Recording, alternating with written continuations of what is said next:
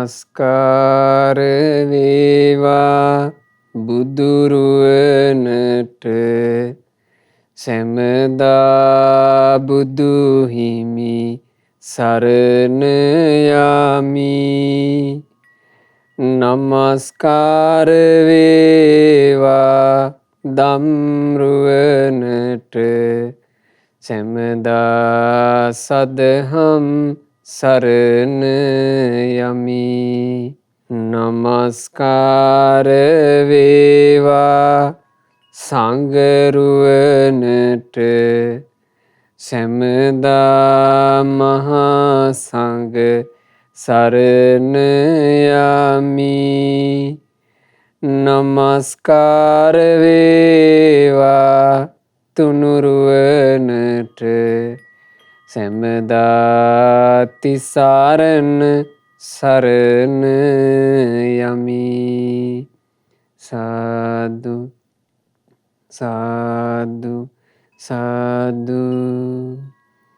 අප හැම දෙනාගේ කල්යාණ මිත්‍ර ගුරු දේවෝත්තම පරම පූජනීය පින්වත් ලොකු ස්වාමින් වහන්සේ නිදුක්ව නිරෝගව දීර්ඝායුෂ සම්පත්තියම ලබත්වා. සාදු සාදු සාදු.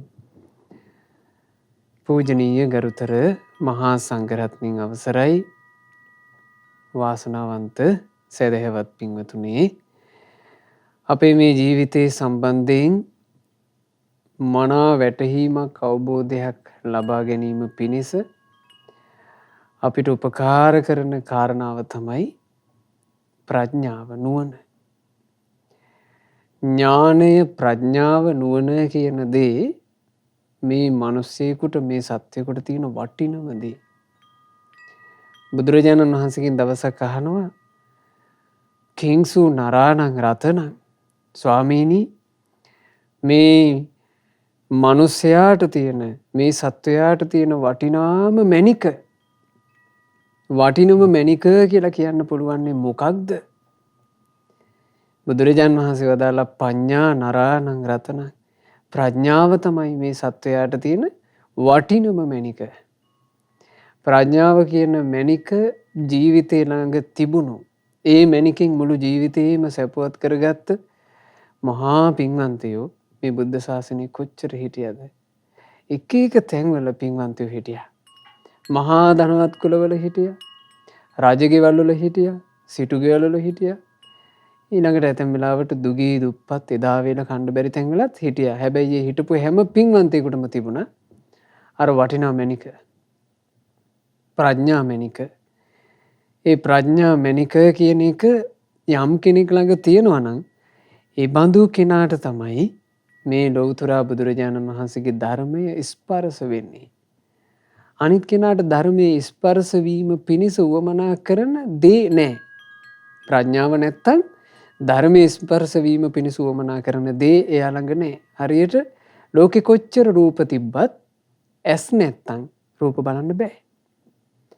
ලෝකෙ කොච්චර හඬ තිබුණත් කන් නැත්තම් ඒ හඬවල් අහන්න බෑ. ලෝකෙ කොච්චර රස තිබුණත් දිව පණ නැත්තම් රස විඳින්න බෑ. ඒ වගේමයි යම් මිනිසෙක් ළඟ ප්‍රඥාව නැත්තම් එයාට ධර්මයේ ස්පර්ශ වෙන්නේ. ඉතින් ප්‍රඥාව කියලා කියන සොඳුරු ගුණය, ප්‍රඥාව කියලා කියන මහා වාසනාව, එහෙම නැත්තම් ප්‍රඥාව කියන මහා මැණික තිබ්බ උත්තමයෝ ඒ මැණිකෙන් ජීවිතේ සැපවත් කරපු ආකාරය අහන්න ලැබීම පවා පින්වතුනි මහා ලාභයක්. ඉතින් මේ සුපින්බර අරුණෝදයේම අපි අදත් ශ්‍රවණය කරන්න සූදානම් වෙන්නේ ප්‍රඥා මැණිකෙන් ජීවිතේම සැපවත් කරගත්ත හරි ආශ්චර්යජනක මහා පින්වන්තයෙකුගේ කතාවක්. අද මේ දේශනාව වෙනුවෙන් දායකත්ව දරන පින්වතුන්ලාගේ ප්‍රධානතම අරමුණ තමයි 2021 සැප්තැම්බර් මාසේ 19 වන දින හදිසි අනතුරක් හේතුවෙන් මිය පරලෝ යන්ට යෙදුනා වූ බදුල්ල පස්සර පාර 2 කණුවේ සුනන්දා නිවසේ විසූ බණ්ඩාරවිල දිස්ත්‍රික් රෝහලේ සේවය කළ විද්‍යුත් කන්තු රේඛන ශිල්පී පින්වත් තිමිර මාලිංග ජයතිලක වැඩිමහල් පුතණුවන්හට පින්පෙත් අනුමෝදනා කරන අදහසින් MD තිමිරමාලිංග ජයතිලක ඒ පුතාගේ ආදරණීය මෑණියන් පියාණන් ඒ වගේම තමන්ගේ දයාබර ලොකු අයියාට පින් අනුමෝදනා කරන අදහසින් සහෝදරයන් වන රොවින් පසන් සහ ඉඳුවර යන තිදෙනා ඒ වගේම අනූසී සහ බණ්ඩාරවල දිසාරෝහලේ කාර්ය මණ්ඩලය ECG ශිල්පී මධු සචිනි තවීෂ ඇතුළු යහළු ඉහළියන් සෑම සියලු දෙනා ඒකරාශී වෙලා මේ දුක්ඛිත සංසාර ගමනේ සසර වසනා තුරාවට මෙවන් අකල් මරණයකට නම් යලි යලිත් ගොදුරු නොවේවා කියන ඒ බඳු පුණ්‍ය ප්‍රාර්ථනාවක් ඇතුවයි අද මේ ධර්ම දානය සිද්ධ කරන්නේ. පින්වතුනි, ජීවිතය කියලා කියන්නේ අපි හිතන පතන ආකාරයට මුහුණ දෙන්න තියෙන එකක් නෙමෙයි. බුදුරජාන් වහන්සේ වදාළ ජීවිතයේ ස්වභාවය අචින්තිතම්පි භවති. නොහිතන ඒවල් වෙනවා. චින්තිතම්පි විනස්සති. හිතාගෙන හිටපු ඒවා වෙනසෙනවා.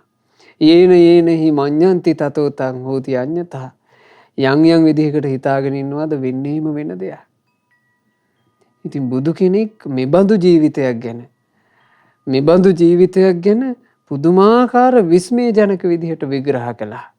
ඔබට මතක ඇති බුදුරජාණන් වහන්සේ ජීවිතය සම්බන්ධයෙන් කරපු හරි පුදුම සහගත විග්‍රහයක් අහලා රට්ටපාල නම් වූ තරුණ කුමාරයෙක් මහණ වුණා. ඒ රට්ටපාල කියන තරුණ කුමාරයා තමන්ගේ සිටු සැප අත්හැරලා මහණ වුණේ ජීවිතය ගැන මාතෘකා 4ක් ඔස්සේ හිතලා. ඒ මාතෘකා 4 අපි කෙටියෙන් සිහි කරගනිමු. බුදුරජාන් වහන්සේ කියලා දුන්නා මේ ජීවිතය ගැන උපනීයති ලෝකෝ අද්දෝ. මේ ජීවිතය ජරා මරණ කරා ඇදමින් තිබේ. උපනීයති අද්දෝ. ස්ථිරසාර කිතිවක් නැත. මේ ජීවිතය ඇදෙනවා ජරා මරණ කරා. යම් මොහොතක මව් කුසේ පිළිසිඳ ගන්නවද කලල විදිහට ඒ වෙලාවෙ ඉඳලා වෙන්නේ ජරා මරණ කරා ඇදී යනවා. මොහොතක්වත් නවතින්නේ. ගලාගෙන යන ගඟකට යමක් වැටුනොත් එහෙම ගඟේ සැඩදියත් එක්ක යම්සේ ගහගෙන යනවාද මේ ආයුෂ ගෙවී යාමට වැටිච්ච අපේ ජීවිතේ ගහගෙන යනවා කෙලවරක් නැතුව. කොහාටද මේ ජරා මරණ කරා ඇදෙන ඒ වැඩපිළිවෙලේ අපි ඇතැම් වෙලාවට නොයෙකුත් සන්ධිස්ථානවල රැකවරණයක් තිබේ කියලා නවතින්න උත්සුක වෙනවා. මට සල්ලි තිබේ නම් රැකවරණයක් තිබේ. මට ප්‍රසිද්ධිය තිබේ නම් රැකවරණයක් තිබේ. මගේ උගත්කම මට රැකවරණයකි. මට ඉන්න ඥාතියෝ මට රැකවරණයකි. හදාගන්න ගේ පොඩ්ඩ මට රැකවරණයකි. මට තියෙන යාන වාහන මට රැකවරණයකි. මගේ මේ ඉඩම් මට රැකවරණයකි කියලා මේ ආදී කොට කොයිතරම් දේ අපි අල්ලගන්නවද රැකවරණේ කියලා හිතාගෙන. එහෙත් අද්දුහෝ ස්ථිරසාර රැකවරණයක් නැත. කොච්චර සත්‍යයක්ද. ජීවිතේ ජරා මරණ කරා ඇදීගෙන යනවා. ඇදීගෙන යන ජීවිතේ ස්ථිරසාර කිසිවක් නැතුව අවසානයේ අපිට අවසන් කරලා දාලා යන්න වෙනවා. ඊළඟට අහන්න ලැබුණා අත්තානෝ ලෝකෝ අනබිස්සරෝ. මේ ලෝකයේ තුල මේ කාම සම්පත් ඇතුලේ රැකවරණයක් නැත. අත්තාන රැකවරණයක් නැහැ. අනබිස්සරෝ තමන්ගේ වසඟේ පවත්වන්න පුළුවන් කිසිවක්ම නැත. මේ ඥාතියෝ මගේ වසඟේ මා පවත්වමි. මේ දේපල මගේ වසඟේ මා පවත්වමි කියලා තමන්ගේ වසඟේ කියලා කියන්නේ පින්වතුනි තමන්ට ඕන විදිහට ලබන්න බෑමයි මුකුත්ම නැහැ. දේපල සම්පත් සජීවී අජීවී කාමය තමන්ගේ කය කිසිවක් තමන්ගේ වසඟේ පවත්වන්න බෑනේ. රූප වේදනා සංඥා සංස්කාර විඥාන කිසිවක් තමන්ගේ වසඟේ පවත්වන්න බෑනේ. හැමෝම මේ දුක්ඛිත ඉරණම තුල ඉන්නවා. අත්තානෝ රැකවරණයක් නැති ජීවිතයක්. රැකවරණයක් නැති ජීවිතයක මම මගේ කියලා අල්ලගත්තොත් ඒක මහා දුකක්. ඊළඟට අහන්න ලැබුණා අස්සකෝ ලෝකෝ සබ්බම් පහාය ගමනීයං.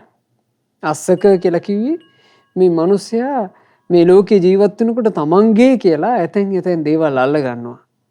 අස්සක මෙව මගේ එහෙම අල්ල ගන්නවා. මොනවද මෙව මගේ කියලා අල්ලගන්නේ? සජීවී කාමයේ අල්ල ගන්නවා. මගේ දරුවෝ, මගේ වස්තුව, මගේ ගේදොර, මගේ ධනය අල්ලගන්නවා. මේවා මගේ. එසේ මගේ කියලා අල්ලගන්න සජීවිකාමයක් ඇද්ද? තව අල්ලගන්නවා අජීවිකාම. අජීවිකාමයක් ඇද්ද? සබ්බම් පහාය ගමනීයන්. හැමදේ අත්හැරලා දාලා යන්න වෙනවා. හැමදේ අත්හැරලා දාලා. සත්‍ය. ඊළඟට අහන්න ලැබුණා ඌනෝ ලෝකෝ අත්තිත්තෝ තණ්හා දාසු.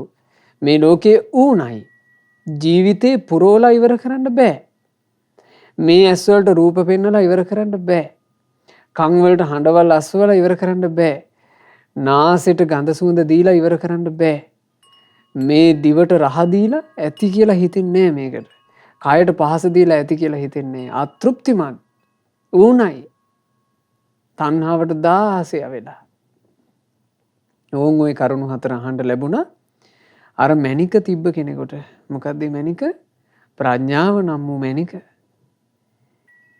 ඒ මැනික තිබිච්චි මහ ප්‍රඥාවන්ත රට්ටපාල තරුණයා සම්බුද්ධ ශාසනය පැවති වෙලා උතුම් රහතන් වහන්සේ නම බවට පත් වුණානේ. අදත් අපි මේ ඉගෙන ගන්න සූදානම් වෙන්න පින්වතුනි ආන් ඒ වගේ මහා පින්වන්ත තරුණයෙක් ගැනයි. තිලෝගුරු භාග්‍යවත් බුදුරජාණන් වහන්සේ සැවැත් නුවර දෙව්රම් වෙහෙරේ ඉන්න කාලේ තමයි මේ සිදුවීම සිද්ධ වුණේ. සැවැත් නුවර 40 කෝටියක මහා ධනයකට උරුමකම් කියපු මේ ධනවත් සිටු පවුලක එකම එක පුතෙක් වුණා. මේ පුතාගේ නම සමුද්ද. තරුණ වයසට එනකොට හරීම කඩවසන්. කඩවසන් තරුණයා නිසා හැමෝම මේ තරුණයාට කතා කළා සුන්දර සමුද්ද. ලස්සන සමුද්ද කියන අර්ථයක තියෙන්නේ. සුන්දර සමුද්ද. ඉතින් මේ සුන්දර සමුද්ද කියන මහා ධනවත් සිටු පුත්‍රයා දවසක් තිලෝගුරු භාග්‍යවත් බුදුරජාණන් වහන්සේගෙන් දහම් අසන්ට සැවැත් නුවර ජේතවනාරාමයට ගියා. භාග්‍යතුන් වහන්සේ මේ තරුණයාගේ පුණ්‍ය සංස්කාර දැකලා පුණ්‍ය සංස්කාර කිව්වේ අර මැනික ධර්මාවබෝධ කිරීම පිණිස පවතින ප්‍රඥාව ඥානේ නම් වූ මැනික බුදු කෙනෙකුට දකින්න පුළුවන්. ඒක මේ ලෝකේ වෙන කාටවත් දකින්න බෑ. බුදුරජාණන් වහන්සේ දැක්ක මේ තරුණයා ළඟ ඒ පින තියෙනවා. මේ මැනික තියෙනවා. භාග්‍යතුන් වහන්සේ ඒ තරුණයා ආරම්භයාම ධර්මයක් දේශනා කළා.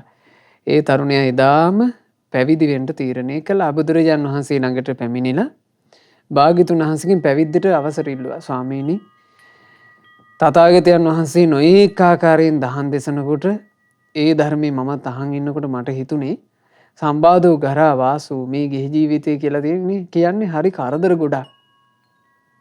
රජාපතු ස්වාමීනි කෙලෙස්ම වැගිරෙන පාරක්. අබ්බෝ කාසෝ පබ්බජ්ජා. හැබැයි ස්වාමීනි ශාස්ත්‍රුන් වහන්සේගේ සම්මුඛයේ මේ කාම සම්පත් අත්හැරලා මට මහාන වෙන්න යන්න ඒක අහස වගේ නිදහස් කියලායි මට හිතෙන්නේ. ඒ නිසා ස්වාමීනි මට මේ සම්බුද්ධ ශාසනයේ පැවිද්ද ලැබේවා. බුදුරජාණන් වහන්සේ ඇහුවා සමුද්ද නුඹ තමන්ගේ දෙමව්පියන්ගෙන් අවසර පැතුවද? අනේ ස්වාමීනි දෙමව්පියෝ තාම දන්නේ නැහැ කිව්වා. සමුද්ද දෙමව්පියන්ගෙන් අවසර නැතුව තථාගතයන් වහන්සේ දරුවෝ මහාන කරගන්නේ කිව්වා. ස්වාමීනි මං අවසර අරගෙන ඉන්නම් කියලා මේ තරුණයා තමන්ගේ නිවසට ගියා. අම්මා තාත්තගෙන් අවසර ඉල්ලුවා. අම්මා තාත්තා දෙන්නම තද බලයට විරුද්ධ වුණා. එතකොට මේ තරුණයා හරියට අර රට්ටපාල තරුණයා වගේමයි. දින ගානක් නොකා නොබී බිම වැතිරලා හිටියා. කොහොම හරි අවසරය ගත්තා. අවසරය අරගෙන ඕන්න බුද්ධ ශාසනය පැවිදි වුණා, උපසම්පදා වුණා. සැවැත් නුවරින් ටිකක් ඈතට යන්න ඕන කියලා භාග්‍යතුන් වහන්සේගෙන් අවසර ඉල්ලගෙන රජගහ නුවරට වැඩම කළා. ඒ රජගහ නුවර බොහෝම හොඳට පිණ්ඩපාතේ කරගෙන විවේක කුටියක සතර සතිපට්ඨානෙ වඩාගෙන මේ තෙරුන් වහන්සේ දැන් වැඩ වාසය කරනවා. ඔය අතරේ සැවැත් නුවර එක්තරා උත්සවයක් තිබුණා. සාමාන්‍යයෙන් ඒ කාලේ හරියට තිබිලා තියෙනවා පින්වතුනි ඔය සැනකෙලි උත්සව. දැන් ඔබට මතක ඇති උපතිස්ස කෝලිත තරුණිය දෙන්නත් ගිහි ජීවිතේ කලකිරෙන්නේ ගිරග්ග සමාජ්‍ය කියන සැනකෙලිය. ඒක බලන්න ගිහිල්ලානේ. ඒ වගේ ඉතින් ඒ කාලේ හරියට සැනකෙලි තිබිලා තියෙනවා. ඔහොම සැනකෙලියක් ආවා සැවැත් නුවරට. එතකොට මේ සැනකෙලි භූමියට අර ඒ නගරේ ඉන්න සම්භාවනීය අය අනිවාර්යයෙන්ම ආරාධිත අමුත්තු විදිහට යනවා. ඉතින් මේ නගරේ හිටපු සම්භාවනීය සිටු පවුලක් සුන්දර සමුද්ද ඒ තරුණයාගේ අම්මා තාත්තා දෙන්නත් ගියා මේ සැනකෙළියට. අනේ ගියාම මේ සුන්දර සමුද්දගේ පරණ යාළුවෝ නොයෙක් වටින වස්ත්‍රාභරණ වලින් සැරසිලා තමන්ගේ බිරින්දෑවරුත් එක්ක ඇතැම් බිරින්දෑවරුන්ට චූටි චූටි දරු පැටවුත් ඉන්නවා. ඒ දරුවෝත් වඩාගෙන මේ ඇවිල්ලා සැනකෙළි භූමියේ සතුටු වෙනවා. ඒ සතුටු වෙනවා දකින්නකොට අර සුන්දර සමුද්දගේ දෙමාපියන්ට එන්නුණා. ගොඩාක් දුක හිතුණා. පපුව හොස් ගාලා ගියා. අයියෝ අපේ පුත්‍රයාත් අපි සමීපේ හිටියා නම් මේ වගේම ලස්සන ඇඳුම් ආයත්තන් වලින් සැරසිලා ලස්සන බිරිඳක් එක්ක ලස්සන දරු පැටව මුණුපුරු මිනිපිරියෝ වඩාගෙන අනේ මෙතන ඇවිල්ලා අපිට කොච්චර සන්තෝෂද අනේ අපේ දරුවා කාලා කන්නේ වුණා නොවෑ කියලා ඌන් අඬන්න පටන් ගත්තා. මේ අඬන දිහා බලාගෙන ඉන්නවා මේ සැනකෙළියට ආපු එක්තරා ගණිකාවක්. මේ ගණිකාව හේ සීරුවේ කිට්ටු වුණා සුන්දර සමුද්ද තෙරුන් වහන්සේගේ අම්මා ගාවට. අහනවා මෑණියනි මොකෝ මේ වගේ සැනකෙළි භූමියකට ඇවිල්ලා මෙහෙම කඳුළු සලන්නේ. අනේ දරුවෝ මගේ පුතා මොන තරම් ලස්සනට විනෝදෙට හිටපු කෙනෙක්ද. අයියෝ අද මෙතන හිටියා නම් මොන තරම් අගේද.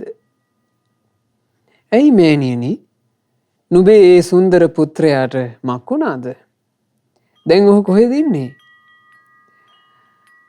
අනේ දරුවෝ බලන්ටකෝ මගේ එකම පුත්‍රයා භික්ෂූන් අතරට ගොහින් පැවිදි වුණා නොවෑ. දැන් මේ අම්මා කියනවා මහා විනාශයක් වුණා නොවෑ මගේ දරුවාට. මේ භික්ෂූන් අතරට ගොහින් පැවිදි වෙලා සැවැන් නුවර අතහැරලා දාලා දැන් ඕන රජගහ නුවරට වැඩම කරලා. අයියෝ මගේ දරුවාට වෙච්ච දේ කියලා ආය අඬන්න ගත්තා. එතකොට මේ වෙසඟන කියනවා ඒක හරි වැඩක් නේ. දෙමාපියන්ගේ වේදනාව දරුවන්ට තේරෙන්නේ නැද්ද? දෙමාපිය අසරණ වෙනවා කියලා තේරෙන්නේ නැද්ද? ගිහින් සිවුරු අරවාගෙන ගෙදර එක්කන් එන්ටයි වටින්නේ. එහෙම කිව්වා. එතකොට කියනවා ඒක හරි දුවේ. ඒ වුණාට ඉතින් අපේ පුත්‍රයා බොහොම දැඩි තීරණයක් එක්කයි මහණුනේ. එයාව නම් ගෙදර එක්කන් එන්න බෑ කිව්වා. එතකොට මේ ගණිකාව කියනවා හරි. මං ඒ පුත්‍රයාව සිවුරු අරවලා ගෙදර කැඳවාගෙන ආවොත් මෑණියෝ කියන්න බලන්න මට මොනවාද ලැබෙන්නේ? එතකොට කිව්වා දුවේ එහෙම දෙයක් වෙනවා නම් මම ඉතින් ඔයාට මොනවද නොදෙන්නේ? මගේ පුත්‍රයාව මට යලි ලැබෙනවා නම් ඔයාව අපේ සිටු නිවසීම නවත්ත ගන්නම්. ඕනනම් මගේ පුත්‍රයාගේ බිරිඳ කරන්නම් කිව්වා. එතකොට මේ වෙසඟන කැමති වුණා. මහා ධනස්කන්ධයකට උරුමකාරියක් වෙනවා කිව්වහම කැමති වුණා. වෙසඟන මේ මෑණියන්ට කියනවා මෑණියනි මගේ සැලැස්මක් තියෙනවා. ඒ සැලැස්මට අනුව කටයුතු කරොත් එහෙම එකත් එකටම එකතු කරගෙන ඉන්න පුළුවන්මයි. ඉතින් මට රජගහ නුවරට යන්න වියදමක් යනවා. ඊනකට මට ටික කාලයක් එහෙ නවතින්න වෙනවා. ඒකටත් වියදම් ඕන. මට ටිකක් ලොකු මන්දිරයක් මිලට ගන්න වෙනවා. ඒකටත් වියදම් ඕන. මට සල්ලි දෙන්න පුළුවන්ද කියලා ඇහුවා. අනේ දුවේ ඒකට මක් වෙනවාද? මගේ ළමයා මට ලැබෙනවා නම් ඕන තරම් ධනෙ අරගෙන යන්න කියලා භාණ්ඩාගාරය ඇරලා ධනෙ දෙන්න තීරණය කළා. ඉතින් මේ වෙසඟන තවත් පිරිසකුත් එක්ක එදාම පිටත් වුණා. රජගහ නුවරට ගිහිල්ලා සුන්දර සමුද්ද භික්ෂුවව අඳුනගත්තා. මේ අසෝලා තමයි සුන්දර සමුද්ද කියන්නේ කියලා. ඈ කලබල වුණේ නැහැ. ඇගේ තිබුණේ වෙනම උපායක්, වෙනම පැලෑනක්. ඈ ටික කාලයක් හොඳට අධ්‍යයනය කළා මේ තෙරුන් ගැන. එතකොට උන්වහන්සේ කොයි පාරවල වලද පිණ්ඩපාතේ වඩින්නේ? කොතනින්ද පිණ්ඩපාතයට එළඹෙන්නේ? උන්වහන්සේ දායක පවුල් කෙරෙහි දක්වන අවධානය මොකක්ද? මේව බැලුවා. බලලා සුන්දර සමුද්ද තෙරුන් වහන්සේ යම් තැනකින් උන්වහන්සේ වැඩ ඉන්න හුදකලා කුටියේ ඉඳලා ගමට ප්‍රවිෂ්ඨ වෙනවාද? එතන තිබුණු මහල් 7ක මහ ප්‍රාසාදයක් කුලියට අරගත්තා. මහල් 7ක විශාල ප්‍රාසාදයක්. ඒක අරගත්තා. ඒක අරගෙන ඒකේ පදිංචි වුණා. හැමදාම එතකොට සුන්දර සමුද්ද තෙරුන් වහන්සේ මෙතනින් වඩින්නේ. මෙතනින් පිණ්ඩපාත බෙදුවේ කි. හොඳ පිළිවෙලකට මුළු ඇඟම වැහෙන විදිහට පිරුවටයක් ඇඳගත්ත සුදුට ඇඳා. දැන් උපාසිකා සුදට ඇඳලා සුදු ඇඳගෙන උපාසිකා වෙස් ගත්තා. දැන් සුදු ඇඳ පමණින් උපාසිකා වෙන්නේ නෑනේ. හැබැයි ඇඳාට පස්සේ හිතෙනවා මේ උපාසිකා කියලානේ. වෙස් වලා ගත්තා. වෙස් වලාගෙන මේ මොකද කරන්නේ? මෑට පුළුවන් ප්‍රණීතට උයන්න. රහට උයනවා. රහට උයලා හෙට මේ සුන්දර සමුද්‍ර තෙරුන් වහන්සේට ගුණ කියා දම් පුදනවා. අනේ ඔබ වහන්සේලා වැඩ ඉන්න එක ඔබ වහන්සේලා ඉන්න නිසා නොවේ අපි මෙහෙම පින් රැස් කරගන්නේ. අනේ සාදු සාදු අනේ සාදු සාදු කියලා දැන් දානි පූජා කරලා වඳිනවා. ඉතින් සුන්දර සමුද්‍ර තෙරුන් වහන්සේ දානි පිළිගන්නවා නිශ්ශබ්දව වැඩම කරනවා. දවස් කීපයක් මේ පිළිවෙලට මම කටයුතු කළා. කිසිම සම්බන්ධයක් සුන්දර සමුද්‍ර තෙරුන් වහන්සේගේ හටගත්තේ නැහැ. ටික දවසක් යනකොට මේ පැලෑන වෙනස් කරනවා. මොකද්ද පැලෑන? වීදි දරුවන්ට ධනෙ දීලා ඒ වීදි දරුවන්ට කිව්වා කොල්ලනේ උඹලා කෙලි සෙල්ලම් කරන්න ඕන අද මගේ මිදුලේ. දූවිලි අවුස්ස සෙල්ලම් කරන්න ඕන. එතකොට මම නුඹලාට බණීවි. ඕක කොහොම කරන්න එපා කියලා. නමුත් නවත්තන්න නැතුව සෙල්ලම් කරන්න ඕන කිව්වා. ඔන්න ඊළඟ දවසේ සුන්දර සමුද්‍ර තෙරුන් වහන්සේ පිණ්ඩපාතේ වඩිනකොට ඈ ඉස්සරහාට ගිහිල්ලා දැන් දානේ අරගෙන ගිහිල්ලා නේ පාර අයිනට. ඉස්සරහාට ගිහිල්ලා වැඳගෙන ඉන්නවා. කොල්ලෝ ටිකක් සෙල්ලම් කරනවා. සමුද්‍ර තෙරුන් වහන්සේ ළඟට ආවට පස්සේ කිව්වා අනේ ස්වාමීනි බලන්ටකෝ මේ හිතුවක්කාර දරුවෝ ටිකක් මිදුලට ඇවිල්ලා මේකුන්ගේ සෙල්ලම කිව්වාට අහන්නේ දූවිලි අවසන් එක නවත්තන්නේ. ස්වාමීනි මේ දූවිලි කොටේ කොහොමද දාන්නේ බෙදන්නේ? අනේ ස්වාමීනි වැඩම කරමු අපි නිවසට. සුන්දර සමුද්‍ර තෙරුන් වහන්සේත් ඇයට දම් පූජා කරන්න ඕන කිව් නිසා වැඩම කළා. දැන් මේ තෙරුන් වහන්සේගේ ගමේ පිණ්ඩපාතේ වැඩම කරනවා වෙනුවට ගේකට ප්‍රවිෂ්ඨ වුණා. ගේකට ප්‍රවිෂ්ඨ වුණා. ගේ අසුනක් පනවා තිබුණ අසුනේ වාඩි වුණා. දානේ පිළිගත්තා. දානේ වළඳලා උන්වහන්සේ වැඩම කළා. ඉතින් එතකොට මේ කාන්තාව මේ සමුද්‍ර තෙරුන් වහන්සේ ගැන හිතනවා. හරි අපේ ගැටේට අහු වුණා. ගැටේට අහු වුණා කියලා හිතලා මේ කාන්තාව අනුක්‍රමිකව උපායන් වෙනස් කර අවසානයේ මේ සුන්දර සමුද්‍ර තෙරුන් වහන්සේව තමන්ගේ මන්දිරයේ ඇතුළේම දානේ වළඳන කෙනෙක් බවට පත් කළා. දැන් සුන්දර සමුද්‍ර ස්වාමීන් වහන්සේ ගමේ නිවසක් පවසා පිණ්ඩපාතේ වඩින්නේ. අර සිටු නිවසට එනවා. එහි දානේ වළඳනවා. යලි පිටත් වෙලා යනවා. එක දොහක් දානේ පිළිගන්ට පැමිණියාට පස්සේ සේවක ජනයා කියනවා මෙහෙම. ස්වාමීනි අද ඔබ වහන්සේට දානේ පිළියෙල කරලා තියෙන්නේ මන්දිරයේ 7 වෙනි ප්‍රාසාදයේ ඉහළම තට්ටුවේ. ස්වාමීනි ඔබ වහන්සේ වැඩම කරන්ට ඉහළම තට්ටුවට නිශ්ශබ්දව වැඩම කළා. වැඩම කරලා පැනූ ආසනයක් තිබුණා. ඒ ආසනේ වැඩ හිටියා. ආසනේ වැඩ හිටපු ගමන් සුන්දර සමුද්‍ර තෙරුන් වහන්සේට ඇහෙනවා ඔක්කොම දොරවල් ටික වේගින් වහනවා. කොටු කරගත්තා. අර උපාසිකා වේසින් හිටපු ගණිකාව මේ වෙලාවේ පියවි මේ හැබෑ ස්වරූපයෙන් පේන්න ආවා. දැන් මෙච්චර කාලයක් හිටියේ වෙස් වලාගෙනනේ. හැබෑ ස්වරූපයෙන් පේන්න ආවා සම්පූර්ණයෙන්ම සරාගී විදිහට ඇඳුම් ඇඳගෙන. ඇය සුන්දර සමුද්‍ර තෙරුන් වහන්සේට පාට කරගත්ත සිරුරක් ඇතිව එනවා. සුන්දර සමුද්‍ර ස්වාමීන් වහන්සේ ළඟට පැමිණිලා ඇය නොයෙක් තොඳුල් බස් කිව්වා. ඒ ගැන සුන්දර සමුද්‍ර තෙරුන් වහන්සේගේ තේර ගාථාවල හරි ලස්සනට කියවෙනවා. උන්වහන්සේ ඒක දැක්ක විදිහ. ඒ කාන්තාව ලස්සනට ඇඳලා හිටියේ. කනකර ආභරණ වලින් සැරසිලා හිටියා. ලස්සන මල් මාලා පැලඳගෙන හිටියා.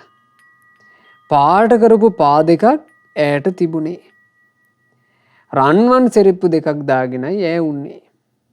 එතකොට මහා ධනවත් හරි රූප සෝභා ඇති ස්ත්‍රියව.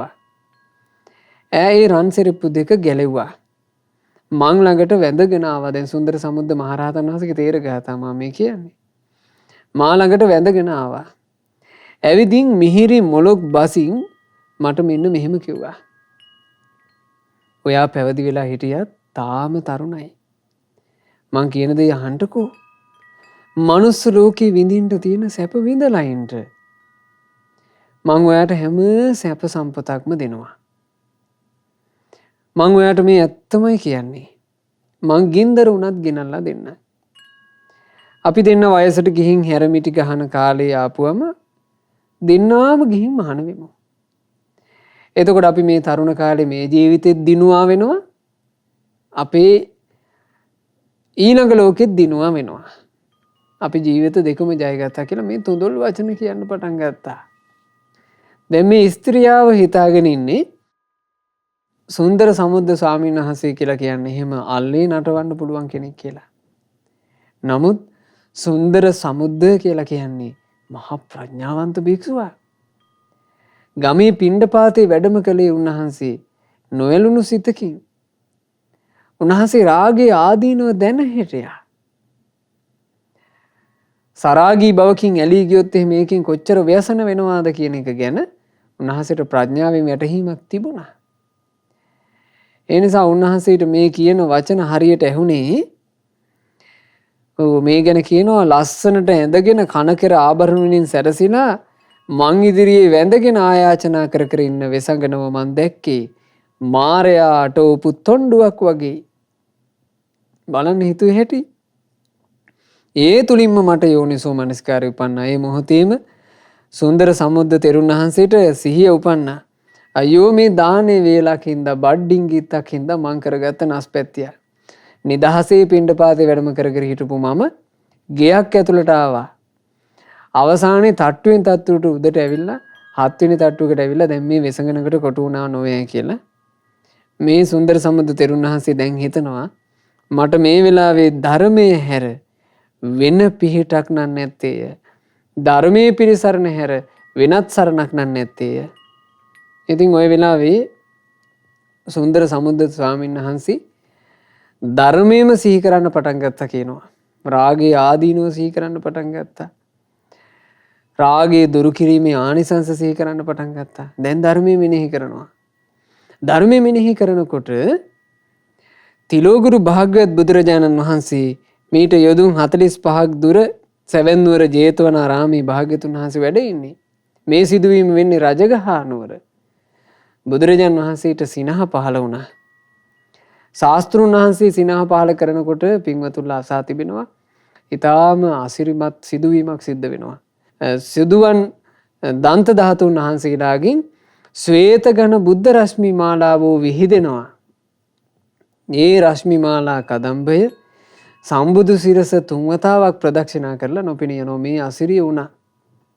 අසිරිය සිද්ධ වෙනකොට ආනන්ද තෙරුන් වහන්සේ ආනන්ද ස්වාමීන් වහන්සේ ළඟ ඉඳලා අහනවා ස්වාමීනි භාග්‍යතුන් වහන්සේ ශාස්ත්‍රුන් වහන්සේ නොකරුණේ සිනහ පහල කරන්නේ නැත. ස්වාමීනි මේ අයුරින් සිනහ පහල කරන්නට හේතුව කුමක්ද? බුදුරජාණන් වහන්සේ වදාලා ආනන්දේනි මේ මොහොතේ යුද්ධයක්. ඒ යුද්ධය දැකලායි ශාස්ත්‍රුන් වහන්සේ සිනහ පහල කළේ. ආනන්ද ස්වාමීන් වහන්සේ අහනවා ස්වාමීනි භාග්‍යතුන් වහන්සේ යුද්ධයක් නම් කොසල් රජුගේ යුද්ධයක්ද? එහෙම නැත්නම් බිම්බිසාර රජුගේ යුද්ධයක්ද වෙනත් රජෙකුගේ යුද්ධයක්ද? නැත ආනන්දය මේ බඳු යුද්ධයක් නොවේ. වෙසඟනකුත් මාගේ පුත්‍රයෙකුත් අතර යුද්ධයක්. ඒට තමයි පිංගුතුනේ හැබෑම යුද්ධය කියන්නේ. යෝ සහස්සං සහස්සේන සංගාමේ මානුසේ ජිනේ. යුද්ධ 1000ක් කරලා බල පරාක්‍රමයෙන් මේ යුද්ධ 1000 ජය ගන්නවට වඩා ඒකංච ජෙය්‍ය අත්තානං සවේ සංගාම ජුත්තමෝ. යමෙක් තමාව ජය ගන්නවා නම් ඒකම යුද්ධ ජයග්‍රහණය. මොකද යුද්ධ 1000ක් දිනපු මහරජාත් රාගී ඉස්සරහා දණින් වැටෙනවා. යුද්ධ 1000ක් දිනපු මහරජාත් මෝහය ඉස්සරහා දණින් වැටෙනවා. හැබැයි රාග ද්වේෂ මෝහ දුරු කරපු මුනිවරයා කවදාවත් කෙලෙස් වලින් පිළිසරණක් පතන්නේ නැහැ. කෙලෙස් වලින් පිළිසරණක් පතන්නේ. අපි සරණ ගියපු ශාස්ත්‍රුන් වහන්සේ කියලා කියන්නේ කෙලෙස් වලින් පිළිසරණ නොපැතු හරි අద్භූත හරි ආශ්චර්යමත් ශාස්ත්‍රූත්වය. බුදුරජාන් වහන්සේ ශ්‍රී සම්බෝධිය සාක්ෂාත් කරලා මුල් අවදියේ රජගහ නුවර වේළුවනාරාමේ විවේකී කුටියක වැඩ ඉන්නකොට එදා වැහිපොද වැටෙන වෙලාව වසවර්ති මාරයාට හිතුණා බුදුරජාන් වහන්සේව තැති ගැන්විය යුතුයි කියලා. මාරයා සුවිශාල වූ නාගවේශයක් මවා ගත්තා. ඒ නාගමේෂේ වවාගෙන බුදුරජාණන් වහන්සේ ඉදිරියට පැමිණියා. ඒ නාගයාගේ වේශය ගැන දහම් පොතේ සඳහන් වෙනවා පින්වතුනි. හරියට සුවිශාල කුල්ලක් වගේ කියනවා පෙනේ. ඇස් දෙක ඒ කාලේ කොසල් රටේ පාවිච්චි වෙලා තියෙනවා මේ ලොකු පිඟන් රන් පිඟන්. ওই රන් පිඟන් වගේ ඇස් දෙක දිලිහෙනවා කියනවා. දිවේලියට දානවා හරියට මහා කළුවරක අකුණු කොටනවා වගේ කියනවා. මයින්හම පිඹින්නේ මේ නාගයා පිඹ පිඹ හිටියා. මහා දැවැන්ත කොටයකින් කරපු ඔරුවක් වගේ විශාල ශරීරයක් මේ නායාට තිබ්බේ. නාගයා මෙහෙම ඉන්නකොට බුදුරජාණන් වහන්සේ මේ මාරයා කියලා දැනගෙන ඒ මාරයාට වචනයක් කිව්වා. නාභම් ඵලෙය්‍ය පඨවි චලෙය්‍ය සබ්බේසු පානේසු උද්දසන්තයෙය්‍ය සල්ලම් පිචේ උරසේ පක්කිපෙය්‍ය උපදේසු තානං කරොන්ති බුද්ධා. උදුම සුන්දරත්වය. බුද්ධං සරණං ගච්ඡාමි කියලා අපි සරණ ගියපු ශාස්ත්‍රුන් වහන්සේ මෙතරම් අභීතද කියලා හිතෙනවා. බුදුරජාන් වහන්සේ වදාරනවා නාභම් ඵලෙය්‍ය මාරය ඔහොම නොවේ. අහස දෙබෑවී ගියත් පඨවි චලෙය්‍ය මේ මුළු මහත් පෘථිවි තලය මේ භූමිය හෙල්ලුම් කාලා ගියත් සබ්බේසු පානේසු උද්දසන්තයෙය්‍ය මේ සියලු සත්වයන්ගේ හිත් උමතු වෙන තරම් බියජන කර්මණක් ආවත් සල්ලම් පිචේ උරසේ පක්කිපෙය්‍ය තියුණු සැතක් මේ පපුව විනිවිද එහා පැත්තෙන් මතුවෙන්න එන්නත් උපදීසු තානං කරන්ති බුද්ධා බුදුවරු කෙලෙස් වලින් නම් පිළිසරණ පතන්නේ නැත. කෙලෙස් වලින් පිළිසරණක් පතන්නේ කිව්වා. කෙලෙස් වලින් පිළිසරණක් නොපතන ලෞතර භාග්‍යවත් බුදුරජාණන් වහන්සේගේ ශ්‍රාවක පුත්‍රයෙක් තමයි මේ යුද්ධේ. මේ යුද්ධේ කාත් එක්කද ඇත්තටම? ගණිකාවක් එක්ක නෙමෙයි. කෙලෙස් එක්ක. යුද්ධේ කියන එක ඇත්තටම තියෙන්නේ කොතනද පින්වතුනි? තමන් එක්කම. මේ බාහිර ලෝකයේ අපිට යුද්ධ දකින්න ලැබෙන්නේ හරියට යුද්ධය හඳුනා නොගත් දුෂ්ප්‍රඥයන්ගේ යුද්ධ. නොයෙකුත් අවියායුධ හදන්නේ දුෂ්ප්‍රඥයන්ගේ යුද්ධ. ඒ හැමෝම යුද්ධෙන් පරදිනවා. ඒ හැමෝම තමන්ගේ රාගයට යට වෙනවා, තමන්ගේ ද්වේෂයට යට වෙනවා, තමන්ට එන හිංසා විතර්ක වලට යට වෙනවා, තමන්ම තමන් වනස ගන්නවා. ඒ අයව වනසන්ට බාහිරින් කවුරුත් ඕනේ නැහැ. බාහිරින් බෝම්බ හෙලලා වනසන්ට ඕනේ ඒ අයව තමුම්ම වෙනසිලා. බාහිරින් බෝම්බයක් හෙලලා කරන්න පුළුවන් කුඩු වෙන්න මේ ශරීරය විනාශ කර දාන්න විතරයි. බාහිරින් කරන කිසිම උපක්‍රමයකින් නිරේ പ്രേත ලෝකයේ තිරිසන් ලෝකයේ යවන්න පුළුවන් කමක් නැහැ. හැබැයි තමන්ගේ අභ්‍යන්තරයේ හැටගන්න රාගයට පුළුවන් තමන්ව නිරේ අරන් යන්න. අභ්‍යන්තරයේ උපදින ද්වේෂයට පුළුවන් තමාව නිරේ අරන් යන්න. අභ්‍යන්තරයේ උපදින මෝහයට පුළුවන් තමාව නිරේ අරන් යන්න.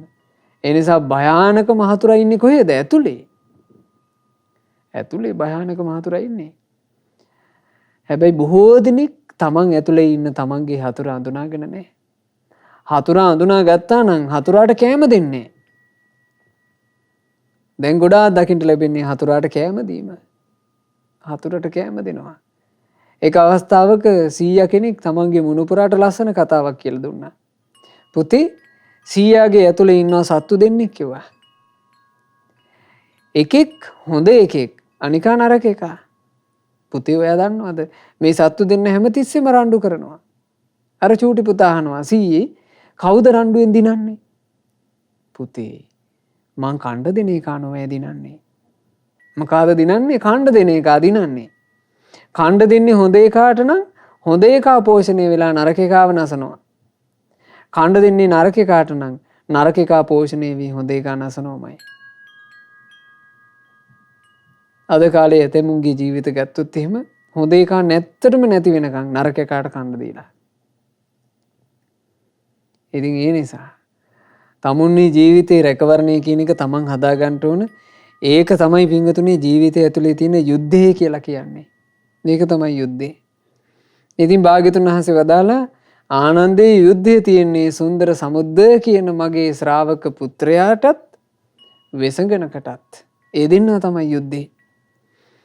ආනන්ද ස්වාමීන් වහන්සේ අහනවා අනේ ස්වාමීනි ඒ යුද්ධයෙන් ජයගන්නේ කවුරුන්ද? පරාද වෙන්නේ කවුරුන්ද? ආනයන්දීනි මාගේ ශ්‍රාවක පුත්‍රයා දිනනවාමයි මගේ පුතු දිනනවාමයි ගණිකාව පරදිනවාමයි කිව්වා. එහෙම කියලා තිලෝගුරු භාග්‍යවත් බුදුරජාණන් වහන්සේ සුන්දර සමුද්දය කියන ධර්මය මෙනෙහි කරන ඒ උතුම් භික්ෂුන් වහන්සේට තමන් වහන්සේව පෙනෙන්න සැලැස්සුවා. මේක අරදියක්. සුන්දර සමුද්ද තෙරුන් වහන්සේගේ ඉදිරියට භාග්‍යවතුන් වහන්සේ වැඩම කළා වගේ දැන් සුන්දර සමුද්ද තෙරුන් වහන්සේට පේනවා. උන්වහන්සේට තනිකමක් දැනෙන්නේ. භාග්‍යවතුන් වහන්සේ තාම මියුරු සරෙන් ගාථාවක් වදාලා. ඒ ගාථාව පිංගුතුල්ලාටත් තිරේ දර්ශනය වෙනවා. පිංගුතුනි අපි මේ උතුම් ගාථා රත්නය සජ්ජායනා කරමු.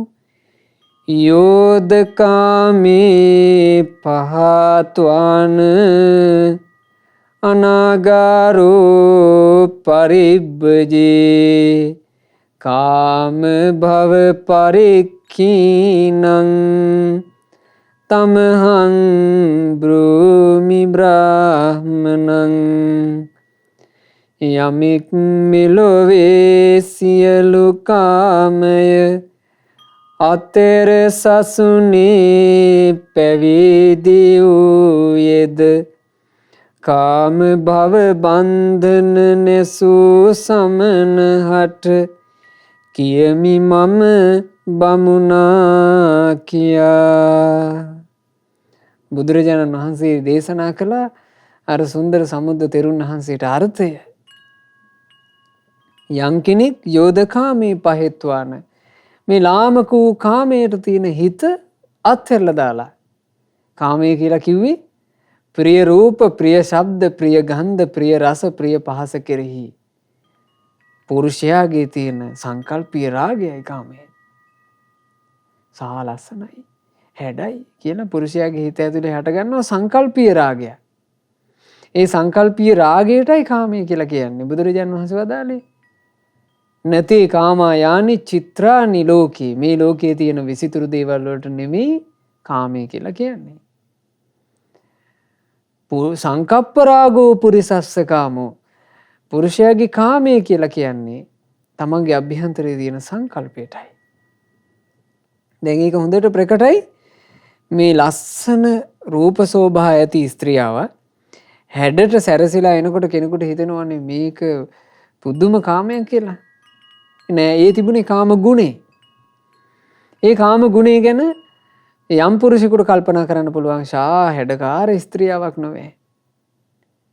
ඒ ස්ත්‍රියාවගේ ගතින් විහිදෙන සුවඳ එහෙම කෙනෙකුට හිතන්න පුළුවන්. එයා කතා කරනකොට අපේ ඒ හඬි මිහිර එහෙම හිතන්න පුළුවන්.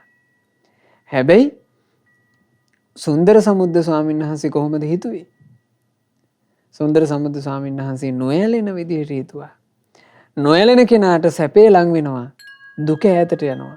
ඇලෙන කෙනාට දුක ලං වෙනවා, නිවන ඈතට යනවා. බුදුරජාන් වහන්සේ දේශනා කළා ඒ ගැන මෙහෙම. රූපං දිස්වා සති මුට්ඨා. සිහි මුලා කරගෙන කෙනෙක් රූප බලනවා නම්, එහෙම නැත්නම් සිහි මුලාවෙන් හඬවල් අහනවා නම්, සිහි මුලාවෙන් ගඳ සුවඳ ආග්‍රහණය කරනවා නම්, මුලා වූ සිහියෙන් රස විඳිනවා නම්, මුලා වූ සිහියෙන් යුක්තව පහස ලබනවා නම්, මුලා වූ සිහියෙන් යුක්තව යම්කිසි කෙනෙක් අරමුණු හිත හිත ඉන්නවා නම්, සිහි මුලා වෙච්ච කෙනාට ප්‍රිය නිමිත්තං මනසිකරෝති. ප්‍රිය නිමිති මනසිකාර වෙන්න පටන් ගන්නවා. එයාට ප්‍රිය නිමිති තමයි මතක් වෙන්නේ. අපේ ඒ සිරුරේ තිබුණු හැඩ, අපේ කටහඬේ තිබ්බ ලස්සන ආදී වශයෙන් ප්‍රිය නිමිති මනසිකාර වෙනවා. සාරත්ත චිත්තෝ වේදේති. එයා එතකොට ඇලියුණු හිතකින් අරක විඳින්න ලැහැත්ති වෙනවා. එතකොට මොකද්ද වෙන්නේ? තංච අජ්ජෝසාය තිට්ඨති. එයා එහෙන් දැකපු රූපේ තමන්ගේ ජීවිතය තුළ රජ කරන්න පටන් ගන්නවා. තස්ස වඩ්ඩන්ති වේදනා අනේකා රූප සම්භවා. එතකොට අර රූපේ හින්දා හටගත් අනේක ප්‍රකාර දුක් වේදනාවන්ගෙන් එයාට ගුටි කණ්ඩ සිද්ධ වෙනවා. අභිජ්ජාච විහෙසාච චිත්ත මස්සු පහඤ්ඤති ලෝභය වෙහෙස කියන අකුසල් යව පෙළනවා. ඒවන් ආචී නතු දුක්ඛං ඔය විදිහට දුක ලං කරගන්න කෙනා හට කියනවා ආරා නිබ්බාණං උච්චති. නිවනින් ඈතට ගියපු කෙනා නිවන ඈත් වෙනවා. වැරදුනොත් නිවන ඈතයි. හැබැයි යම් කෙනෙක් කාමයට තියෙන ඇල්ම බැහැර කරද්දී එයා නිවනට ලං වෙනවා. ඒ කොහොමද? නසෝ රජ්‍යති රූපේසු රූපං දිස්වා පතිස්සතෝ. සිහිය පිහිටුවාගෙන නම් රූප බලන්නේ, සිහිය පිහිටුවාගෙන නම් හඬ අහන්නේ, සිහිය පිහිටුවාගෙන නම් ගඳ සුවඳ ආග්‍රහණය කරන්නේ, සිහිය පිහිටුවාගෙන නම් රස බලන්නේ, සිහිය පිහිටුවාගෙන නම් කයින් පහස ලබන්නේ, සිහිය පිහිටුවාගෙන නම් හිතන්නේ. නසෝ රජ්‍යති ඇලෙන්නේ එයා. එයාට ඇල්මක් හටගන්නේ. විරත්ත චිත්තෝ වේදේති තංච නාජ්ජෝසාය තිට්ඨති. නොඇලුණු සිතින් අර රූප ශබ්ද ගන්ධ ආදී විඳිනකොට ඇලෙන්නේ. විරත්ත චිත්ත නොඇලුණු හිතින් එයා විඳිනවා. දැන් රහතන් වහන්සේ නමකුත් රහට දානය අනුභව කරනවා. නමුත් ඇලෙන්නේ. සෝපහසු කුටියක සමහරවිට වැඩ වාසය කරනවා. ඇලෙන්නේ. ලස්සන රූප දැක්ක කියලා ඇලෙන්නේ. ඒකට කියනවා විරත්ත චිත්ත. ඇලෙන්නේ. ඇලෙන්නේ නැතිකොට තංච නාජ්ජෝසාය තිට්ඨති. ඒක හිත ඇතුලේ බැසගන්නේ. දැන් අපි රටේ ලෝකේ ඇවිදිනකොට අපි කොච්චරවත් රූප දකින්නේ නැද්ද? දකින්න රූපේ අපේ ඇතුලේ රජ කරනවද? එහෙම නැහැ. සමහර ඒවා දැක්කද කියලාම මතක නැහැ. රහතන් වහන්සේ නමකට ආන් ඒ වගේ. හිත ඇතුලේ අනවශ්‍යව රජ කරන්නේ. ඉන්ද්‍රිය සංවරයේ යෙදෙන භික්ෂුවට ආන් ඒ වගේ හිත ඇතුලේ ඕන් නැති කසල රජකම් කරන්නේ. එතකොට මොකද්ද සිද්ධ වෙන්නේ? ඒ කෙනාගේ ජීවිතේට දුක රැස් වෙන්නේ නැහැ. දුක රැස් නොවි දුකින් ඈතට යන කෙනාට කියනවා සන්තිකේ නිබ්බාණං උච්චති. එයා නිවන සමීපයේම ඉන්න කෙනෙක්. දැන් සුන්දර සමුද්ද තෙරුන් වහන්සේ එහෙම කටයුතු කළා. අනාගාරේ පරිබ්බජේ අනගාരിക පැවිදි ජීවිතයට පත්වෙච්ච කෙනා කාම භව පරික්කේනං කාමයටත් යලි යලි උපතටත් තියෙන ඇල්ම අත්හැරියොත් අන්න ඒ කෙනාට බුදුරජුන් කියනවා වචනයක්. මොකද්ද? බ්‍රාහ්මණයා ශ්‍රේෂ්ඨයා කියලා. මේක ඇහුවා විතරයි සුන්දර සමුද්ද තෙරුන් වහන්සේට හොඳ ශක්තියක් හටගත්තා. හොඳට සිහිනුවන පිහිටුව ගත්තා. ශාස්ත්‍රුන් වහන්සේ මාව දකින්නවා නේද කියලා මහ ජවයක් හටගත්තා. ඒ මොහොතේම හොද්දට සතිපට්ඨානෙ වැඩුවා. හරි පුදුම සහගතයි මේ සිද්ධිය. දානේ ඩිංගෙත්ත කරගන්න ආපු භික්ෂුවක් කුසගින්නේ හිස් පාත්‍රයේ අතේ තියාගෙන මුළු නිවන් මඟ වැඩුවා. වේගෙන් සීල සමාධි ප්‍රඥා දියුණුණා. වේගෙන් සත්‍තිස් බෝධිපාක්ෂික ධර්ම වැඩුණා. අභිඥා සහිත රහතන් වහන්සේ නම බවට පත් වුණා. දැන් අර වෙසඟන නොඑක් නාඩගම් කරලා ඇගේ තියෙන සලුපිලි පවා පැත්තකට ඉවත් කරලා නොඑක් ආකාරයෙන් මේ භික්ෂුව වසන් කරගන්න අරගෙන වෙහෙසුණා. වෙහෙසිලා ඇය බලාගෙන ඉන්නවා. සුන්දර සමුද්ද තෙරුන් වහන්සේ එහෙම්ම තමන්ගේ සමවත් සුවයෙන් අහසට එසවුණා. මේ මන්දිරේ 7 වෙනි ප්‍රාසාදයේ තිබුණේ 7 වෙනි මහලේ තිබුණේ මේ කැණි මඩලක් සහිත වහලක්. මේ කැණි මඩල සහිත වහලේ කැණි මඩල එ르දියෙන් පලාගෙන ඒ උත්තමයන් වහන්සේ නික්මී වැඩම කළා. මේ බලන්න සම්බුද්ධ ශාසනය. ඉතින් සුන්දර සමුද්ද තෙරුන් වහන්සේ තිලෝගුරු භාග්‍යවත් බුදුරජාණන් වහන්සේ සම්මුඛයටමයි කෙලින්ම වැඩම කළේ. බුදුරජාණන් වහන්සේගේ පායුග ඒ සුන්දර සමුද්ද නම් වූ මහා ශ්‍රාවක රත්නය, ඒ සොඳුරු ශ්‍රාවක රත්නය, ඒ ප්‍රඥාවන්ත ශ්‍රාවක රත්නය ওই විදිහට වන්දනා කළා. ඉතින් බලන්න පින්වතුනි අපිට මේ ලැබූ දුර්ලභ මනුස්ස ජීවිතේ කොයි තරම්නම් ලාභයක්ද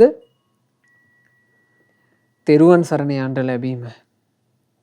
කෙලෙස් වලින් ගුටි නොකන ශාස්ත්‍රුන් වහන්සේ නමක් අපි සරණ ගියේ. කෙලෙස් බන්ධන නසාලිය හැකි ධර්මයක් අපි සරණ ගියේ. කෙලෙස් බන්ධන වලින් නිදහස් වෙච්චි ශ්‍රාවක සංඝ පිරිසක් අපි සරණ ගියේ. ඉතින් තෙරුවන් සරණ මුණ ගැහිච්චි එක ගැන විශාල ප්‍රසාදයක් තමන්ගේ හිතවල ජනිත කරගෙන අපි කවුරුත් උත්සක වෙන්න ඕනේ නොපමාව දහම් මගේ හැසිරෙන්නමයි. ඉතින් අද ඒ සොඳුරු ශ්‍රී සද්ධර්මයේ අපි මේ විදිහට ශ්‍රවණය කළේ. විශේෂයෙන් 2021 සැප්තැම්බර් මාසයේ 19 වන දින හදිසි අනතුරක් හේතුවෙන් මිය පරලෝ යන්ට යෙදුනා වූ බදුල්ල පස්සර පාරේ 2 කණුවේ සුනන්දා නිවසේ විසූ බණ්ඩාරවැල දිස්ත්‍රික් රෝහලේ සේවා කටයුතු සිදු කළ විද්‍යුත් කාන්තු රේඛන ශිල්පී පින්වත් තිමිර මාලිංග ජයතිලක ඒ මහත්මයාට පරලෝ ජීවිතයට සංග්‍රහා පිණිස මේ සියලු පින්පෙත් අනුමෝදනා කරන අදහසින් එතුමාගේ 27 වෙනි ජන්මදිනයේ යෙදී තිබුණේ අදට. ඉතින් අකල් මරණයකට ගොදුරු වුණා. එතුමාට මේ රැස් කළා වූ උදාරතර පුණ්‍ය ධර්මය අද බුදුරුවන ගැන, දහම් රුවන ගැන, සංගරුවන ගැන බොහෝ දිනෙකුගේ හිත් පහන් කරවමින් ධර්ම දානයන් සිදු කොට රැස් වූ සියලුම පුණ්‍ය ධර්මයන් පින්වත් තිමිර මාලිංග ජයතිලක මහත්මයාට අනුමෝදන් වෙත්වා. එතුමාගේ පරලොව ජීවිතයේ ඒකාන්ත වශයෙන්ම සැපයට පත්වෙත්වා. මේ සියලු පුණ්‍ය ධර්මයන්ගේ අනන්ත පුණ්‍ය ආශිර්වාදයෙන් සසර වසනාතුරාවටම මේ ආදී අකල් මරණ ආදියට ගොදුරු නොවී ඉක්මන් භවයකදීම මේ දුක්ඛිත සංසාර ගමනින් නිදහස් වෙන්න වාසනාව ලැබේවා. සාදු සාදු සාදු. රැස් කළා වූ උදාරතර පුණ්‍ය ධර්මයන් සියලු දෙවියෝ පහන් සිත් ඇතිව සතුටු සිත් ඇතිව අනුමෝදන් වෙත්වා. පින් අනුමෝදන් වන දෙවිවරු දිව්‍ය සැපයෙන් වැඩේවා, දිව්‍ය ආශ්චර්යයෙන් වැඩේවා. දෙවියන්ගේ නිරන්තර රැකවරණ අප හැම දිනාටම දෙවියෝ නොඅඩුවම සලසා දෙත්වා. දෙවියෝද සංසාර දුකින් අත මිදේවා. සාදු සාදු සාදු.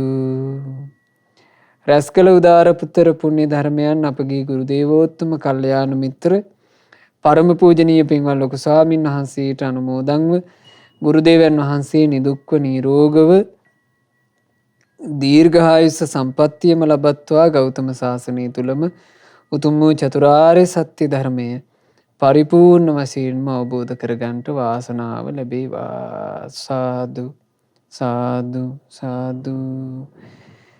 රැස් කළ උදාරතර පුණ්‍ය ධර්මයන් අද ධර්ම දානයේ සිදු කරන ඒ සදහැවත් පින්වතුන්ලාගේ නමින් මිය පරලෝ යන්ට යෙදුනා වූ ඥාති සමූහයාට මේ සියලු පින් අනුමෝදන් වෙත්වා. විශේෂයෙන් අද දවසට 27 වෙනි ජන්මදිනයේ යෙදී තිබූ 2021 සැප්තැම්බර් 19 වන දින මියගිය පින්වත් MD තිමිර මාලිංග ජයතිලක මහත්මයාටත් මේ සියලු පින් අනුමෝදන් වෙත්වා.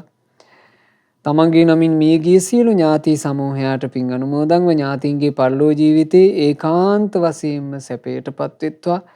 අපගේ ඥාතීන් ඉක්මන් භවයකදීම සංසාර දුකින් අත මිදේවා කියන පැතුමින් පින් අනුමෝදනා සිදු කරන්න. අද දවසේ ධර්ම දානයන් සිදු කරපු පින්වතුන්ලා විශේෂයෙන් බලාපොරොත්තු වෙන පුණ්‍ය ප්‍රාර්ථනාවක් පරිදි මේ රැස් වූ උදාරතර පුණ්‍ය ධර්මයන්ගේ ආශිර්වාදයෙන් කොරෝනා වෛරසය හේතුවෙන් රෝගාතුර වී සිටින සෑම සියලු දෙනාට ඊතා ඉක්මනින්ම නිදුක් නිරෝග සුව ශාන්තිය ලැබේවා කියලා අපි සෙත් ප්‍රාර්ථනා එක්කරමු. අද ධර්ම දානයන් සිදු කළේ ඒ මිය පරලෝ යන්ට යෙදුනා වූ පින්වත් KMD තිමිර මාලිංග ජයතිලක මහත්මයාගේ ආදරණීය මෑණියන්, ආදරණීය පියාණන්, ඒ වගේම සහෝදරයන් වන රුවින්, පසන් සහ ඉඳුවර යන තිදෙනා, ඒ වගේම අනුසී සහ බණ්ඩාරවැල දිසාරෝහලේ කාර්ය මණ්ඩලයේ සියලු දෙනා, ACG ශිල්පී පින්වත් මధు, සචිනි, තවීස ඇතුළු ඒ යහළු යෙහෙලියන් සෑම සියලු දෙනා එක් රාශි වෙලා ඉතින් සියලු දෙනාට මේ සියලු පුණ්‍ය ධර්මයන් අනුමෝදන් වෙලා සියලු යහපත සියලු අභිවෘද්ධිය සැලසේවා. තම තමන්ගේ ජීවිතවල රැකී ආරක්ෂා ව්‍යාපාර ආදී දියුණුවට පත්වේවා. දූදරු මුණුපුරු මිනිපිරියන්ගේ අධ්‍යාපන කටයුතු ආදියත් ਸਰව ප්‍රකාරයෙන් සාර්ථක වෙත්වා. කරදර බාධා වලින් තොරව තමන්ගේ ජීවිත සැනසෙල්ලේ ගත කරන්නට රත්නත්‍රයේ ආශිර්වාදයේ දෙවියන්ගේ ආශිර්වාදයේ පින්වත් හැම දිනාට නොඅඩුවම ලැබෙත්වා. ශ්‍රද්ධා මාසික ධර්ම දාන සමාජික පින්වතුන්ලටත් ශ්‍රද්ධා කාර්ය මණ්ඩලයේ සියලුම දෙනාටත් ඒ වගේම සුපින්වත් ඔබ හැම දෙනාටත් ගෞතම සාසනය තුළම ධර්මාවබෝධ කරන්නට වාසනාව ලැබේවා. හැම දෙනාටම තෙරුවන් සරණයි. නමෝ බුද්ධාය. මෙවැනි වටිනා ධර්මදේශනා ශ්‍රවණය කිරීමට ශ්‍රද්ධා ඩේලි YouTube චැනලය සබස්ක්‍රයිබ් කරන්න.